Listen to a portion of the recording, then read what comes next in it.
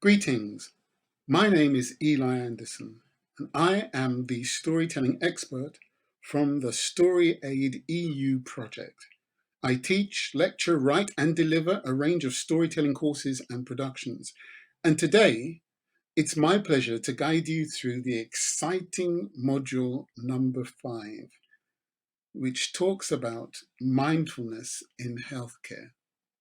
Now, these learning objectives we would like you to begin to grapple with some of these mindfulness concepts and its history.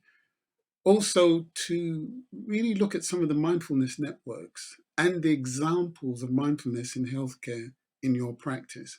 And the hope is that it will weave through your work, and as you begin to study some of the science behind your work, you begin to see how critical mindfulness as a concept needs to be woven not only through the work that you do, but the work you do with yourself, how you support yourself. Now, also mindfulness and collaborative practice is a wonderful synergy, and we'll begin to unlock some of that as we talk about some of the key studies in mindfulness. We'll also look at some model cases, and to round off, we'll look at some practical examples of mindfulness.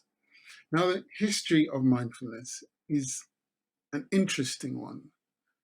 Certainly, it was developed primarily from a Buddhist concept over 2,500 years ago, but it also, once it began to take hold within some of the medical profession, it began to have a rapid development.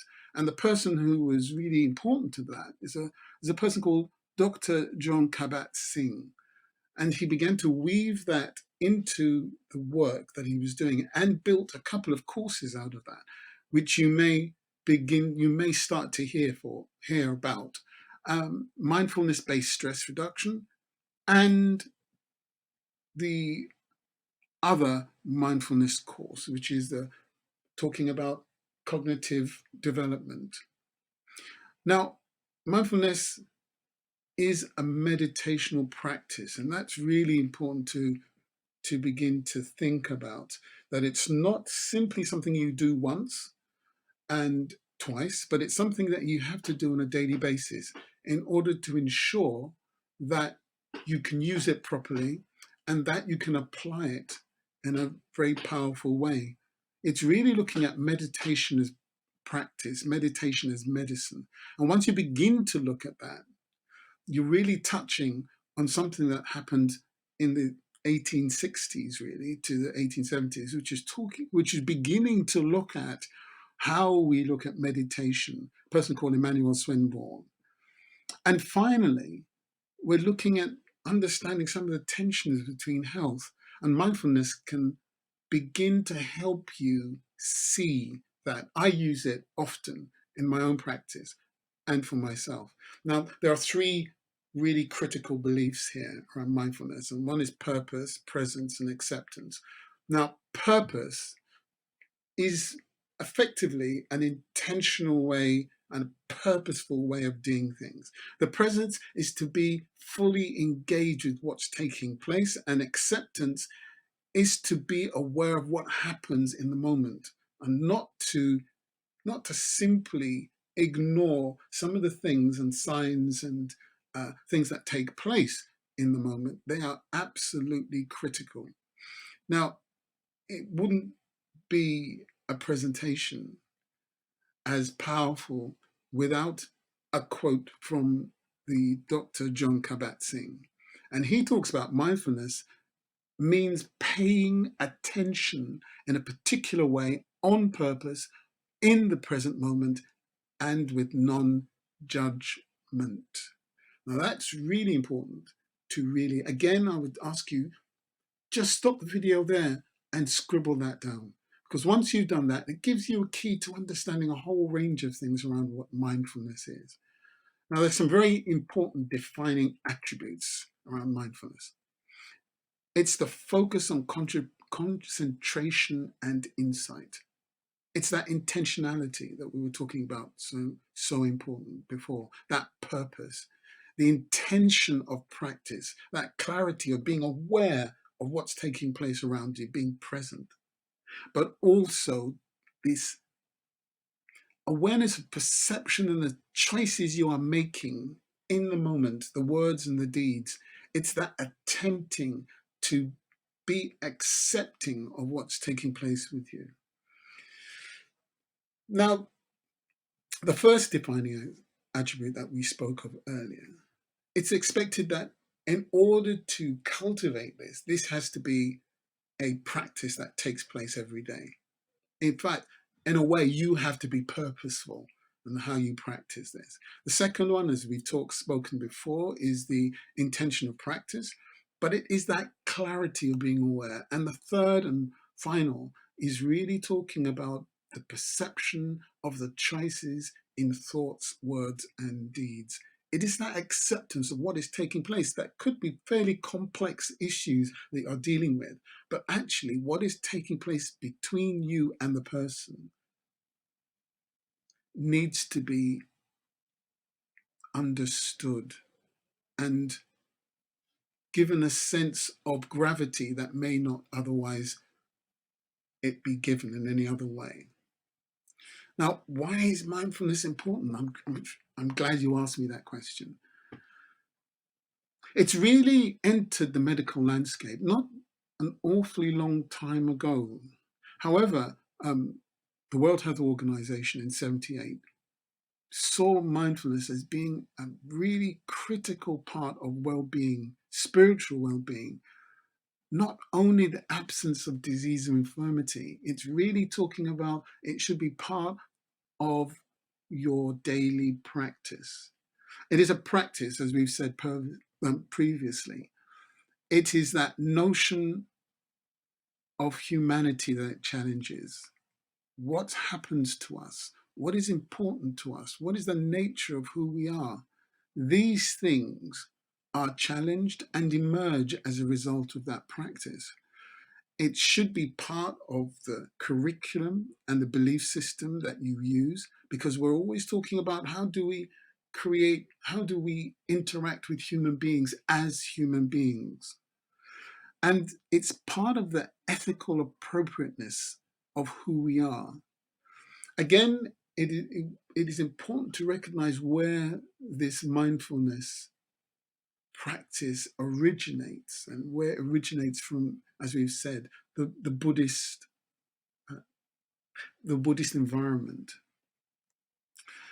Now, I did say right at the very beginning, we were talking about mindfulness and collaborative practice, and I'm hoping that so far you're beginning to see a whole range of things that you can say, that would make sense if as a collective group of people, we began to be aware of some of the things that taking place between us and between the patients and between our professionals. It begins to reduce the sort of tensions that we spoke about earlier.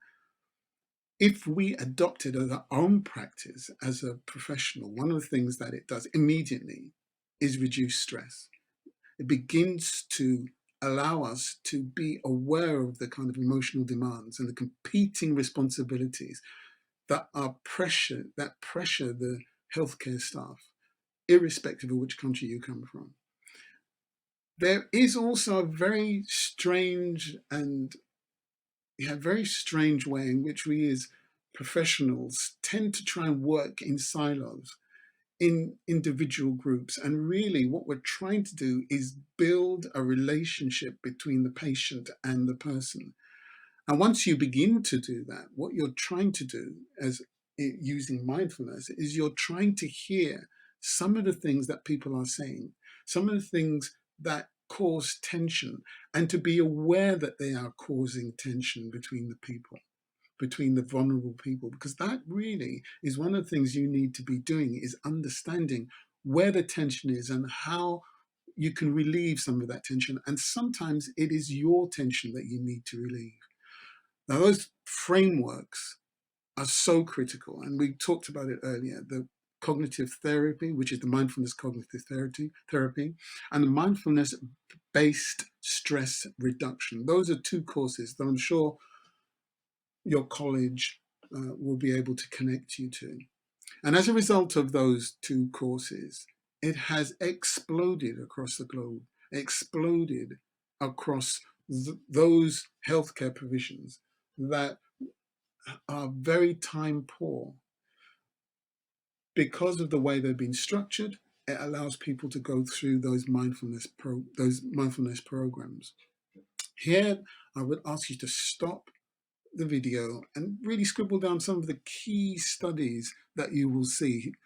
They're not just within the UK, they're in Uganda, they're in the US, but also in Norway. So you can begin to see that this is a relatively powerful way of beginning to interact, not only with yourself, but also with other people who are vulnerable.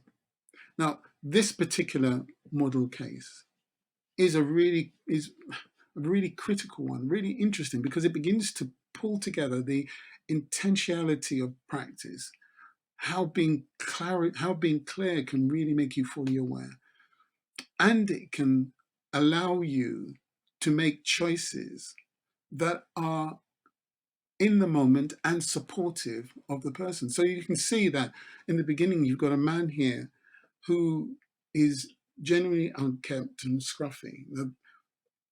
All those particular issues begin to ping up a range of feelings and emotions. And what is important here is that the person talks to the human being and not to the way they're dressed or the way they look. Immediately they begin to do that, what happens is that they can begin to see that actually there is something going on with that individual. They can be fully aware of what that individual is doing and how that individual is under stress. And they begin to make choices that are in connection with that human being and not their emotional impact, i.e., what they saw at the beginning. They begin to interact with the human being, and as a result, there are two human beings trying to solve human problems. There are a range of examples of practice, and we've taken them from Queensland in Australia, from Indonesia in Asia, and from Trinity College in Dublin. So all is left for me is to really kind of wrap up. And it's important that mindfulness strategies are not just used in your daily lives, but used in your daily practice. It's those current mindfulness opportunities are governed by 8-week durations. However, it's really important to begin, as I've said previously, to weave that through your own work so that it is a daily opportunity. You are acknowledging the humanity of the person, but it is a healthy activity. And many other people who talk about using mindfulness in that way have found that not only it benefits them, their relationships, their practice, but the vulnerable people with whom they are dealing. Thank you.